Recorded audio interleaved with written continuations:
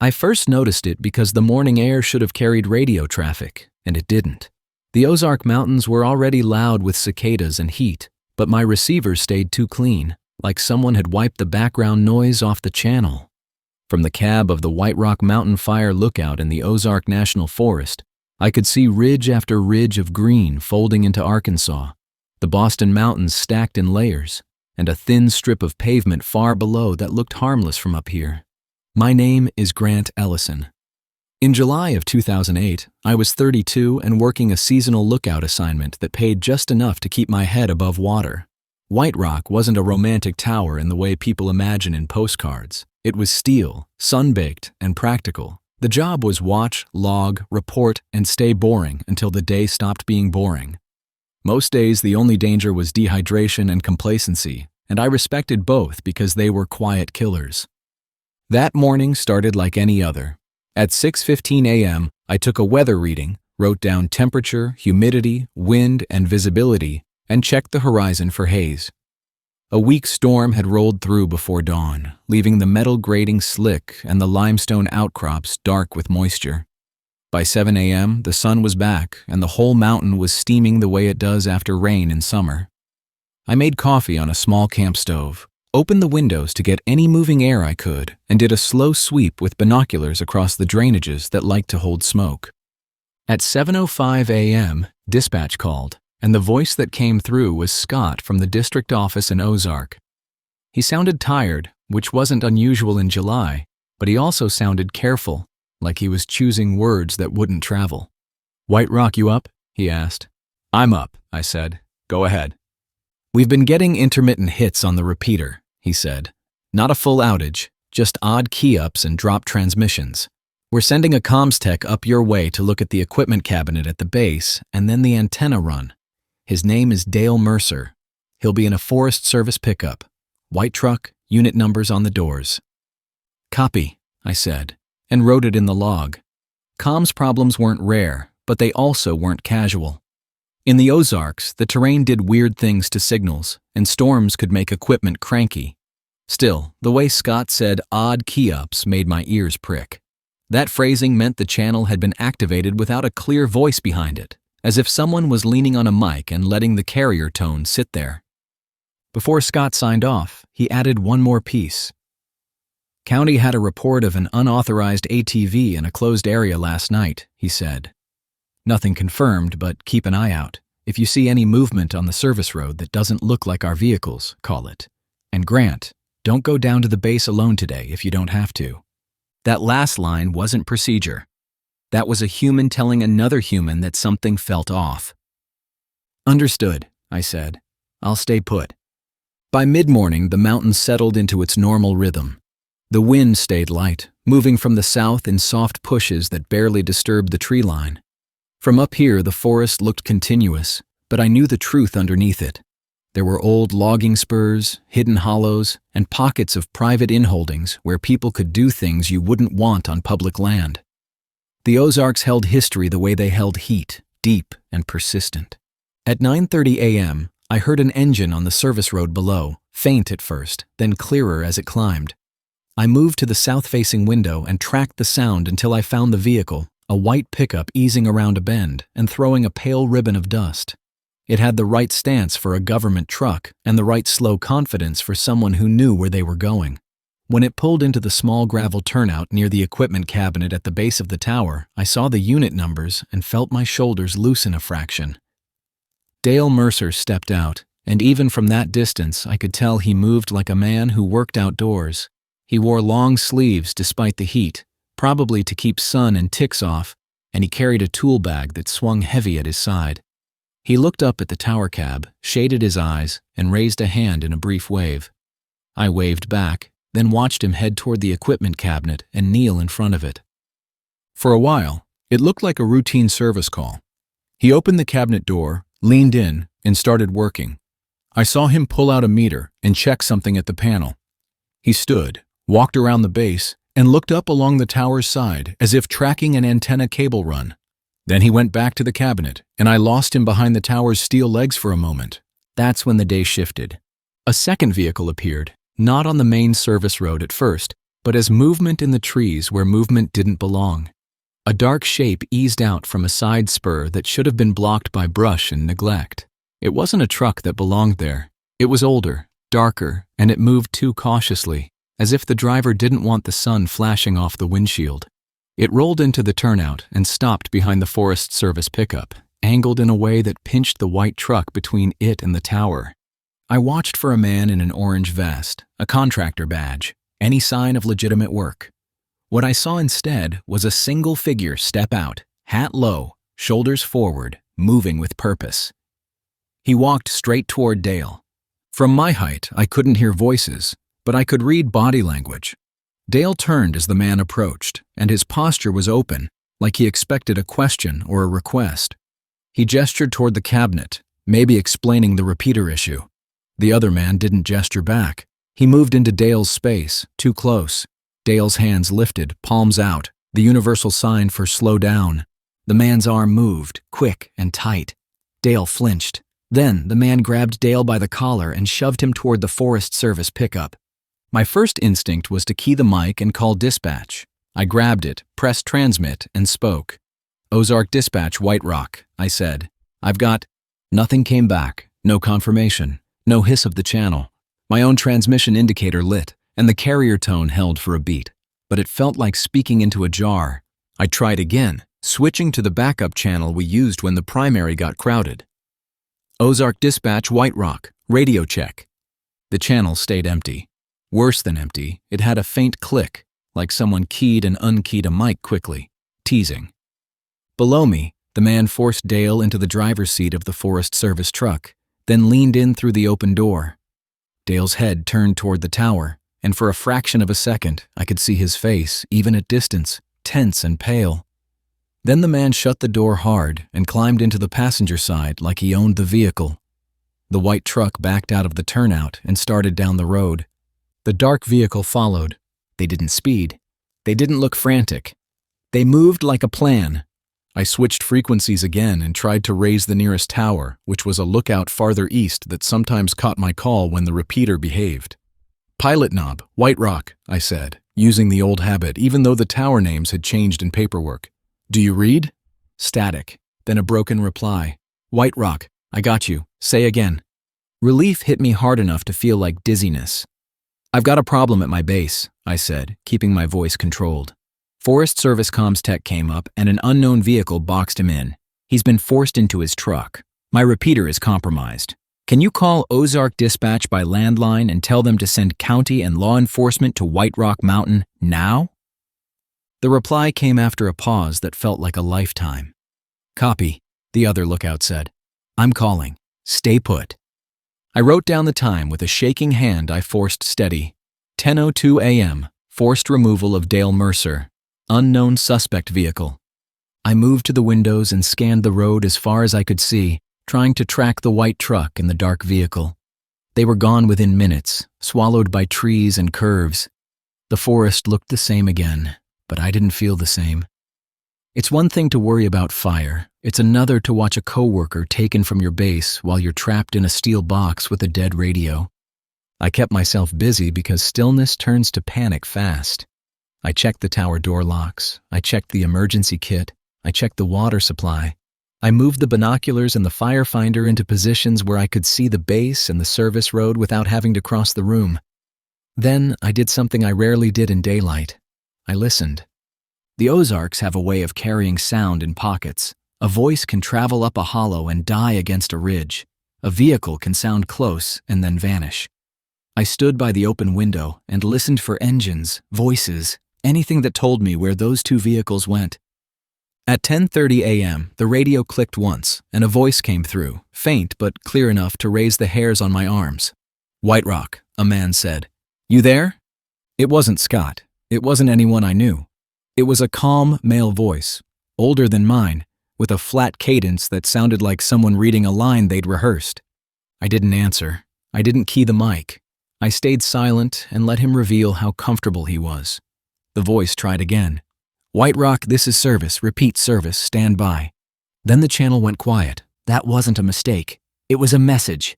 "I can reach you when I want." I used the firefinder to make myself focus. I took bearings on distant landmarks the way you do when you're training your eyes, and I wrote down anything I saw that looked like human activity. Around 11:10 a.m., I spotted something that shouldn't have existed on a trail in that section of forest, a line of reflective tacks, tiny flashes that winked when sunlight hit them. They weren't on the tower. They were down on a spur of the Ozark Highlands Trail where it cut across a saddle. Someone had placed them in a pattern that pointed toward a hollow, like a guide for someone moving fast after dark. It made sense in the worst way. If you wanted people to find something hidden, you'd mark the route. If you wanted only certain people to find it, you'd mark it with something casual hikers wouldn't notice in daylight but that would glow under a headlamp. At 11:25 a.m., I saw the dark vehicle again, far below, moving on a lower road that shouldn't have had traffic in the middle of a weekday. It stopped briefly near a clearing, then continued. From my height, I couldn't see what was in the clearing, but I could see color that didn't belong in forest. A dull blue rectangle that might have been a tarp or a barrel or both. I tried the radio again, hoping the other lookout had gotten through. "Ozark Dispatch, White Rock," I said. "If you can hear me, I need confirmation. Comms tech possibly abducted. Suspect on site earlier." Silence answered, then a quick burst of static that sounded like laughter if you let your mind go there. I didn't let it. At noon, the heat settled heavy. The air felt thick enough to chew, and the tower cab smelled like metal warmed by sun. I drank water slowly and forced myself to eat a granola bar because low blood sugar turns your thinking sloppy. Then, at 12:18 p.m., the first official sign that help was moving arrived as dust on the service road. A county patrol SUV came into view, climbing carefully, and behind it a Forest Service law enforcement truck. I recognized the green stripe in the way it moved, more cautious than a fire engine, more purposeful than a recreation vehicle. The sight should have made me relax. Instead, it made me tense, because now there were more people who could be hurt. The county SUV stopped at the turnout, and a deputy stepped out, looking up at the tower. I couldn't hear him from inside the cab, but I could see his mouth move, and I leaned out and shouted, "Up here! I'm in the cab!" He waved, then pointed at the equipment cabinet and the open access panel below. He conferred with the Forest Service law enforcement officer, a woman with a wide-brim field hat and a posture that screamed training. They moved in a slow, methodical sweep around the base, checking the cabinet, checking the ground, reading the story the dirt tells.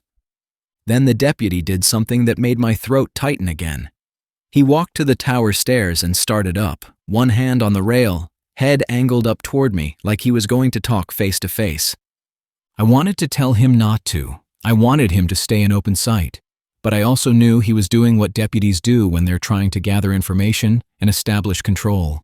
He reached the landing below the cab door, and I cracked the door just enough to speak without giving him a clear opening. "Stop there," I said. "Don't come into the cab." He stopped, surprised. "Why?" he called up. "Because my radio is compromised," I said. "And someone took Dale Mercer from the base about 2 hours ago. They can be close, and they may be listening." The Forest Service officer looked up sharply when she heard Dale's name. She spoke to the deputy, and he backed down a few steps, scanning. For a brief moment, it felt like the situation had stabilized. Then the woods reminded us who controlled the angles. A shot cracked from somewhere off the road, not close enough to be a point-blank ambush, but close enough to be a threat. The deputy flinched, then moved down the stairs quickly, taking cover behind the tower's steel legs. The Forest Service officer drew her weapon, stayed low, and motioned the deputy toward the patrol SUV. Another shot snapped, and this one hit metal, a sharp ping off steel that carried up to my cab and made my chest go cold. From above, I couldn't see the shooter, but I could see the shape of the trap. Someone had chosen a firing position in the trees with a view of the turnout, a view of the stairs, and likely a view of the road. This wasn't random, this was control. The Forest Service officer keyed her radio, and for the first time all day, I heard a clear, official voice on a channel that wasn't mine. "Shots fired at White Rock Mountain Tower," she said, calm and clipped. "One suspect unknown in timber. We need backup and air support if available." The deputy returned fire once, not wildly, but enough to force a pause.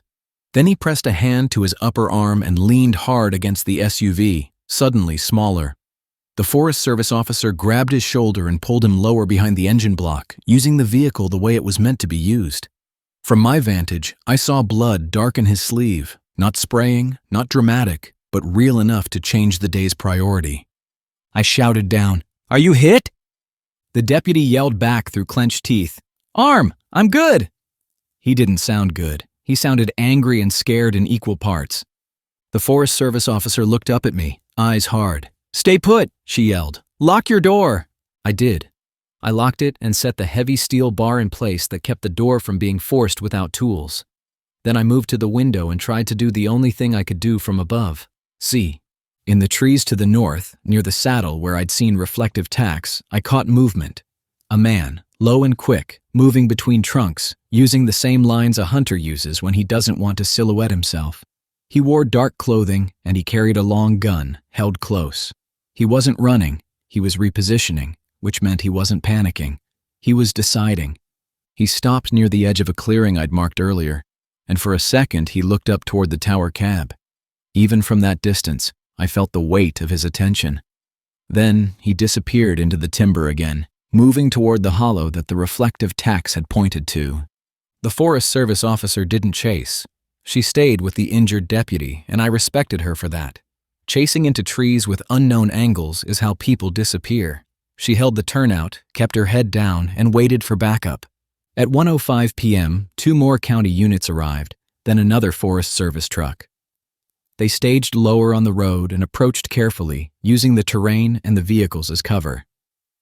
Someone called up to me, and I relayed everything I'd seen. The unknown dark vehicle, Dale forced into the truck, the reflective tacks, the clearing with the blue shapes, the suspect's direction of travel.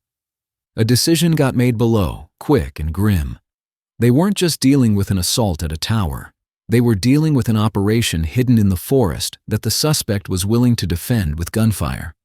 The Forest Service officer told the county supervisor something I couldn't hear, but the supervisor's face tightened and he nodded.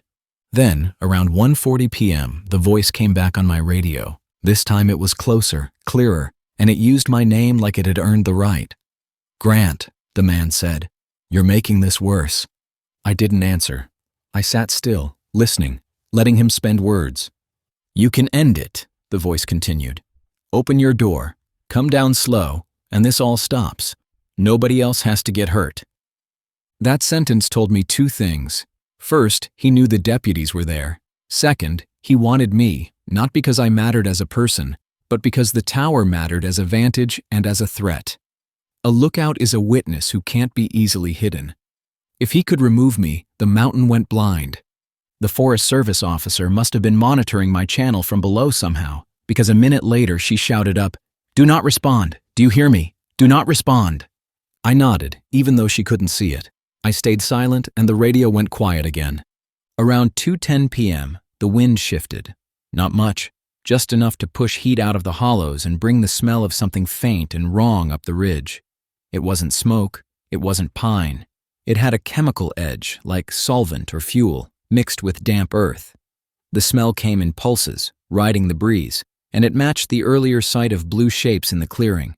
Blue barrels, blue tarps, things that didn't belong in wilderness. At 2:35 p.m., one of the deputies below shouted a question. "Where's Mercer?" he yelled up. I didn't want to answer because I didn't know, but I answered anyway because silence breeds bad assumptions. "Taken in his truck around 10 a.m., I yelled. "Unknown direction. He didn't come back." The Forest Service officer looked up again, and I saw something flicker on her face that wasn't fear. It was anger, controlled and heavy. At 3 p.m., they attempted a cautious push toward the saddle, using the trail network and the contour lines to avoid the most obvious approach. I watched from above, tracking them by movement and occasional flashes of light on gear. They were careful, but the forest is not a fair playing field. The suspect knew where he could disappear. The deputies didn't. That's the part people misunderstand about towers.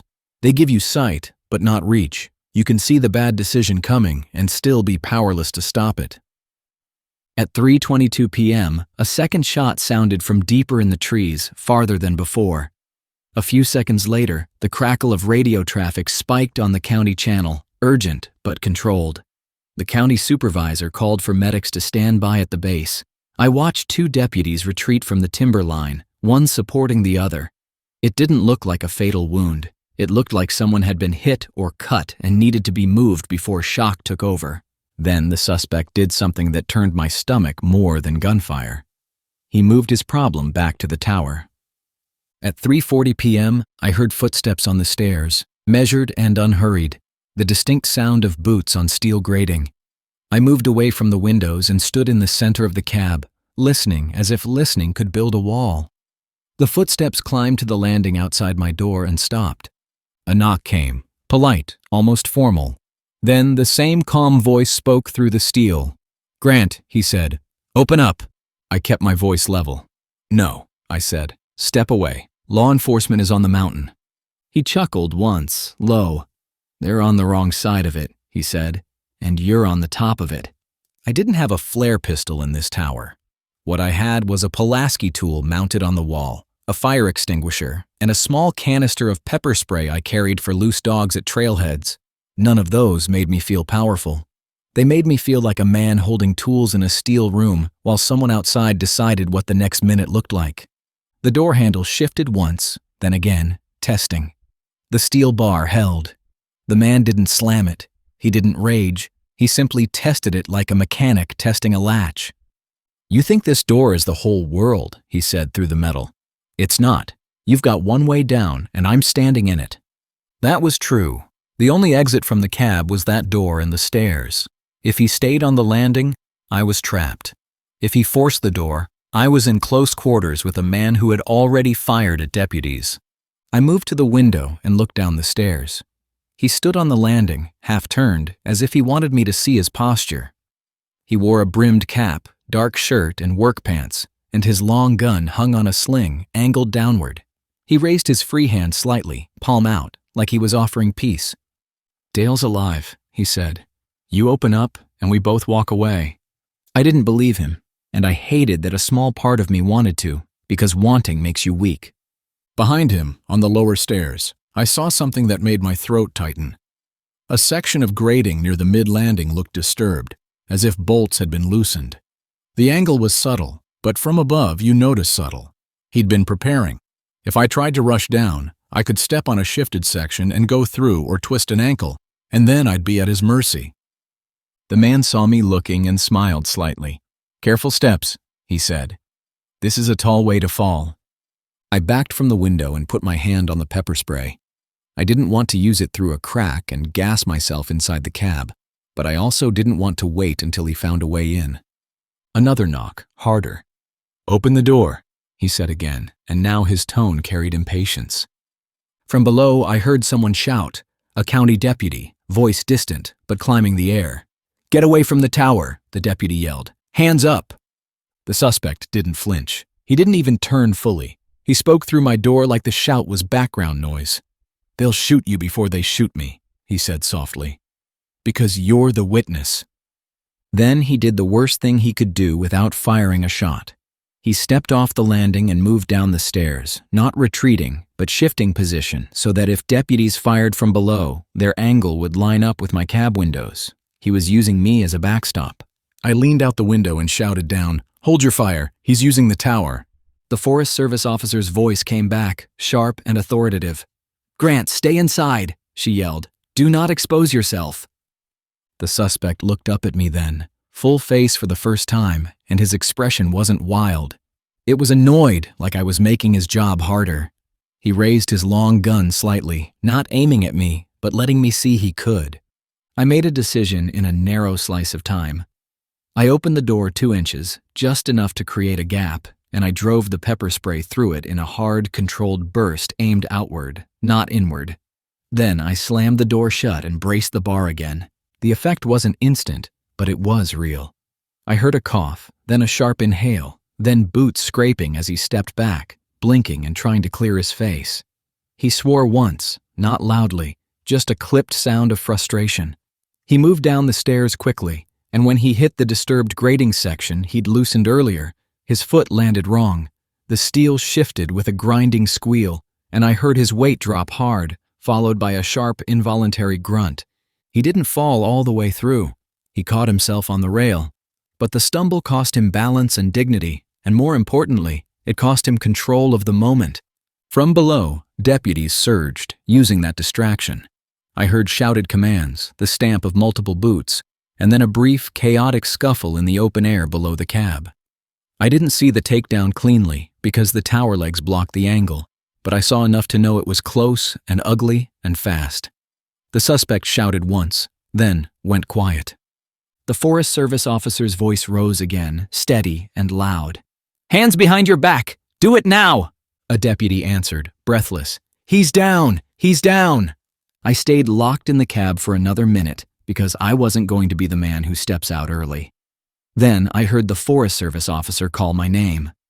"Grant!" she shouted up. "It's secure! Come out slow!" I opened the door and stepped onto the landing with my hands visible. The air outside felt hotter than the cab, and it smelled like sweat, steel, and pepper. The suspect lay on the stairs below, restrained, face turned to the side, eyes squeezed shut from the spray. One deputy held his shoulders. Another checked his pockets. The Forest Service officer stood over him, posture controlled, weapon lowered but ready.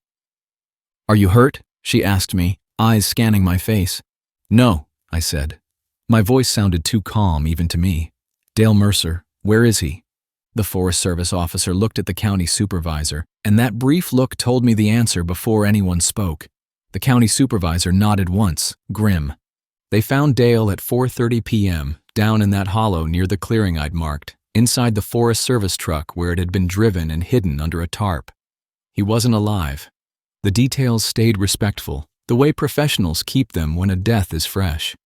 There was no graphic description, no dramatics, just a quiet confirmation that he was gone and that the suspect's promise had been another tool.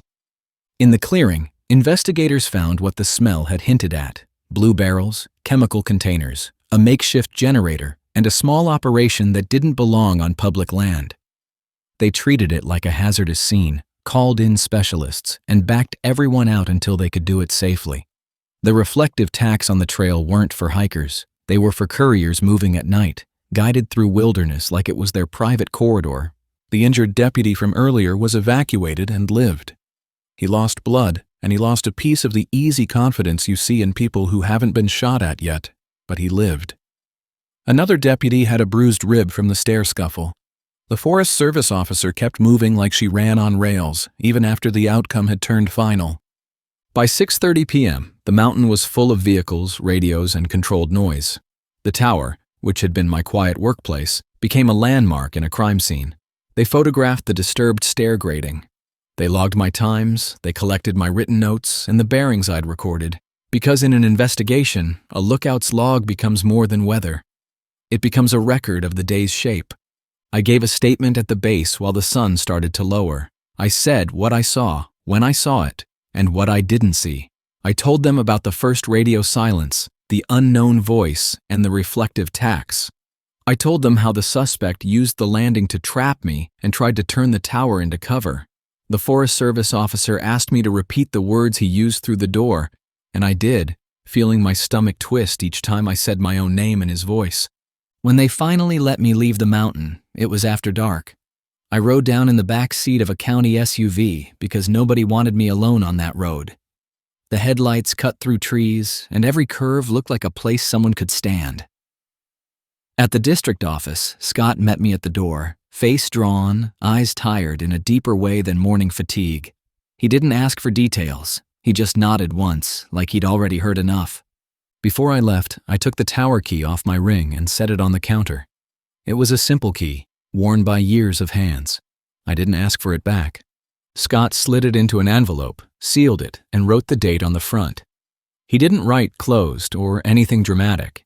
He wrote exactly what it was. White Rock Lookout, evidence. When I walked out into the humid Ozark night, the cicadas were still singing like nothing had happened. The hills stayed dark and calm, the same as always. That's what made it hard to breathe for a moment. Up on that ridge, a steel tower had been my whole world, and a man I'd never met had tried to turn it into a cage. The forest didn't care either way. It just held the day and moved on. If you wanted a lesson from it, you could find one. I didn't. I just knew that every time my radio went quiet after that, I would hear the clean emptiness differently, and I would remember how quickly a real place can become a closed system when the wrong person decides you're in their way.